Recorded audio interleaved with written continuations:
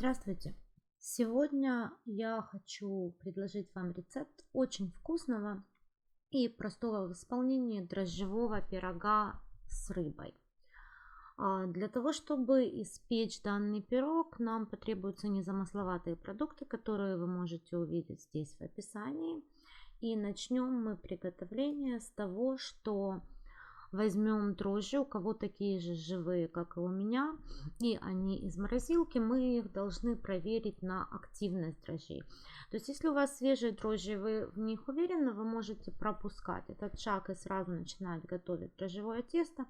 У меня дрожжи были в морозилке и к тому же достаточно давно, поэтому я взяла немного теплой воды, развела в этой теплой водичке дрожжи, добавила туда 1 столовую ложку сахара, чуть-чуть муки и, собственно, дождалась, пока у меня появились на поверхности вот такие вот пузыречки. Это говорит о том, что дрожжи готовы к работе, и теперь мы можем смело приступать к изготовлению теста. Для того, чтобы замесить тесто, нам понадобится пол столовой ложки соли. Высыпаем туда заготовленную заранее в тежу миксера дрожжевую смесь с сахаром. Можно, кстати, проверять просто дрожжи с мукой, если вы не едите сахар. Высыпаем, наливаем туда 150 мл дополнительно еще тепленькой водички, потому что мы будем делать тесто на один пирог. И я добавляю растительное масло, у меня миндальное. Вы можете добавлять любое растительное масло без запаха, 50 мл. Муки мы добавляем столько, сколько возьмет тесто. Но в данном рецепте у меня ушло 2,5 чашки. Сначала я добавляю 1 чашку муки, немного размешиваю для того, чтобы разошлось такое чуть-чуть не густое тесто, как на оладьике. И потом постепенно я буду добавлять всю оставшуюся муку и вымешивать до состояния эластичного теста. Тесто должно, может быть, чуть-чуть прилипать к стеночкам миксера, но тем не менее оно не должно быть густым. Поэтому я настоятельно рекомендую, особенно когда вы не выпекаете дрожжевое тесто каждый день, добавлять муки по чуть-чуть. Добавьте 1 чашку, перемесите, посмотрите, что у вас получается, потом 2 чашку, постепенно начинайте добавлять 3 чашку муки. В принципе, пропорции муки к воде должны быть 1 к 2. Тогда у вас получается нормальное тесто. Сейчас вы видите, как хорошо уже разошлась клейковина. Тесто практически готовое. Я дам ему еще немного подбиться миксером. И смажу чашку растительным, опять же, маслом, руки и чашку. И перекладываю свое тесто в эту чашку для того, чтобы отправить его на расстойку. Вот такое эластичное, хорошее тесто у меня получилось. Этого количества достаточно будет как раз на один большой пирог. И данное тесто вы можете использовать как для пресных пирогов, так и для сладких пирогов. Оно для булочек абсолютно универсальное, отличное тесто. Накрываем его в контакт пищевой пленкой. И я отправляю в духовку под лампочку, потому что таким образом это будет самое теплое и без сквозняков место. Тем временем займемся начинкой. Воду нужно посолить, потому что туда я отправляю вариться 4 яйца. Нарезаю очень мелко 2 крупные луковицы.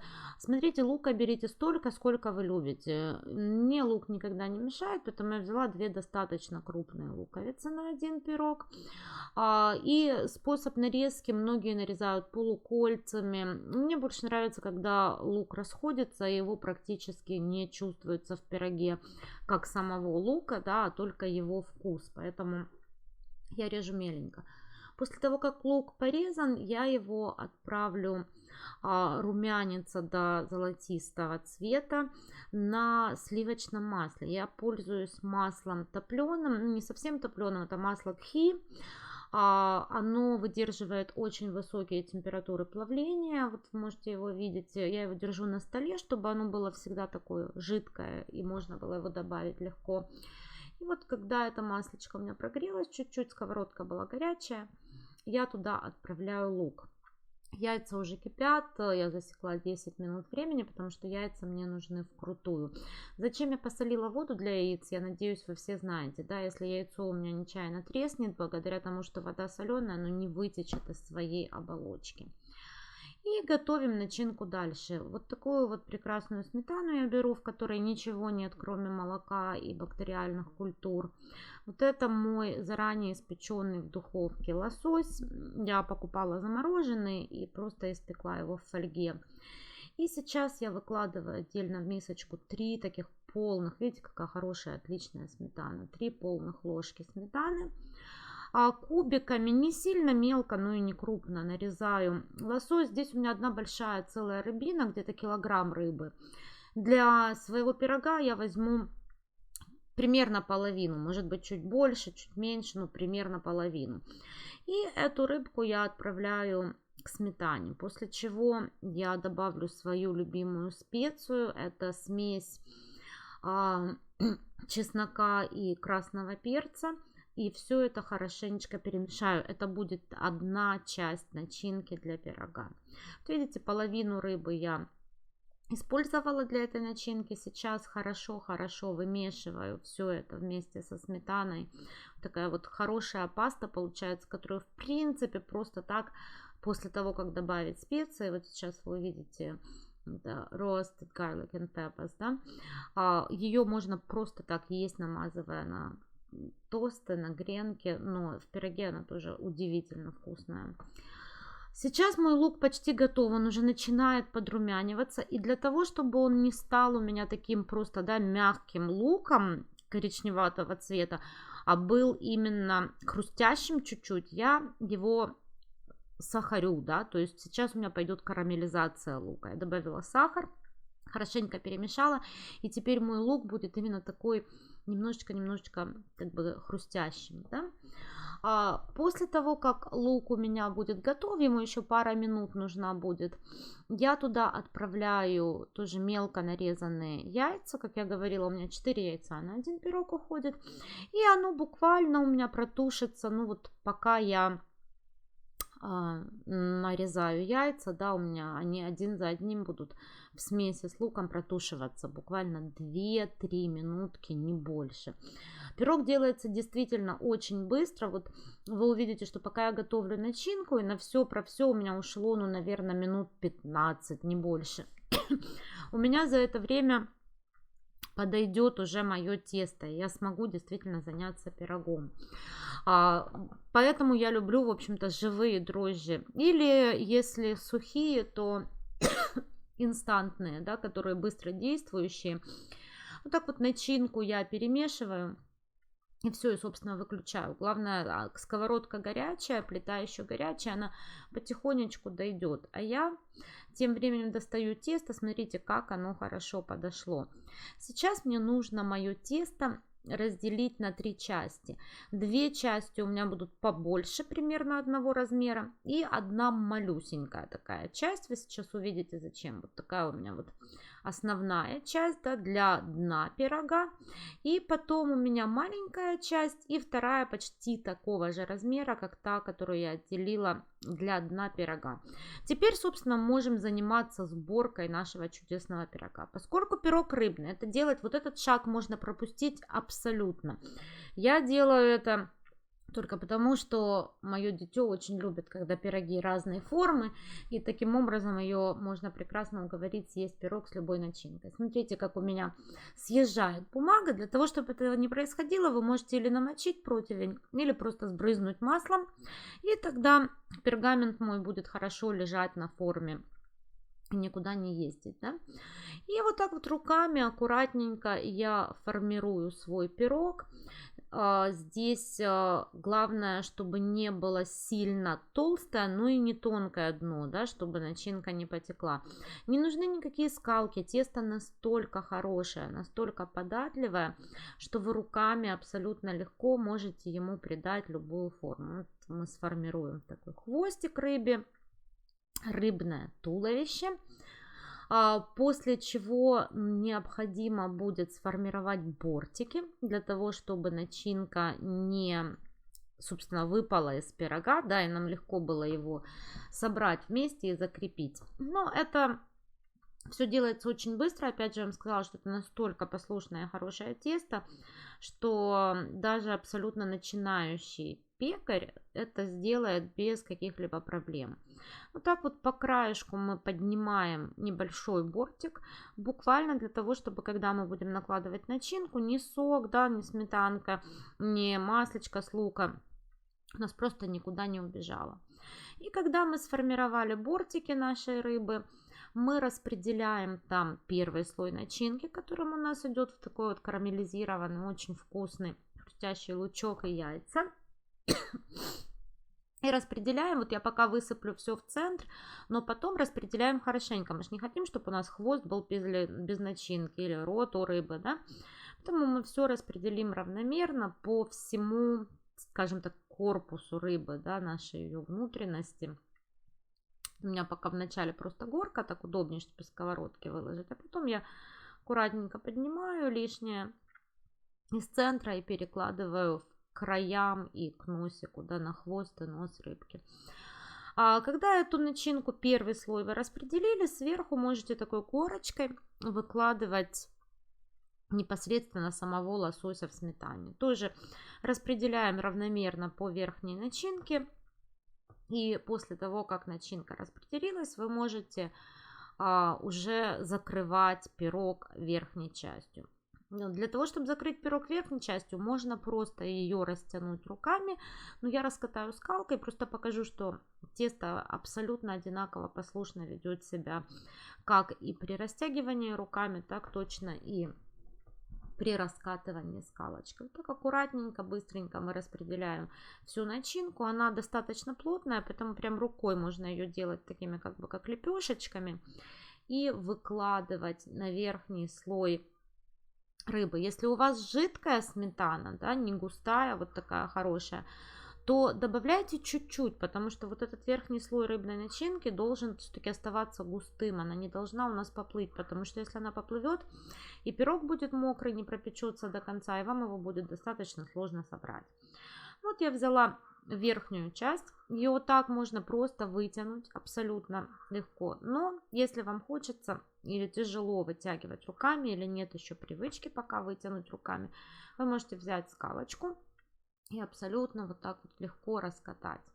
Здесь не нужна никакая специальная форма, потому что когда мы накроем основной пирог, да, то есть дно нашего пирога, сейчас я его поставлю, и вот когда мы его будем накрывать, за счет того, что мы его будем скреплять бортиком, мы как раз и создадим форму, то есть форма нижняя у нас останется у пирога. Вот так аккуратно, так как бы вы защипляли вареники, пельмени или чебуреки, да, мы вот так защипляем сначала по краям.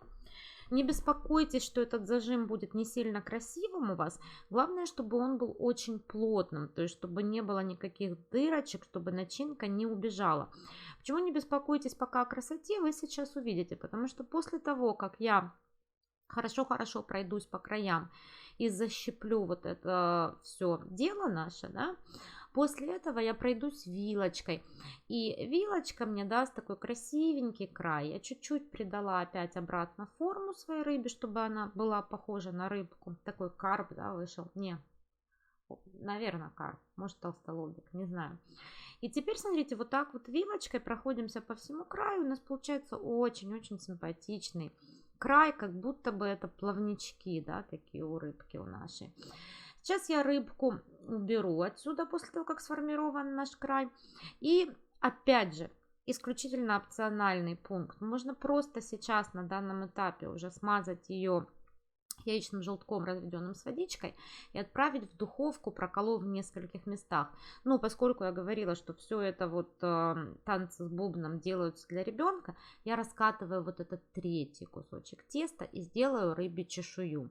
Я буду выкладывать свою чешую немножко за кадром, но после, когда она будет уже выложена, я вам покажу.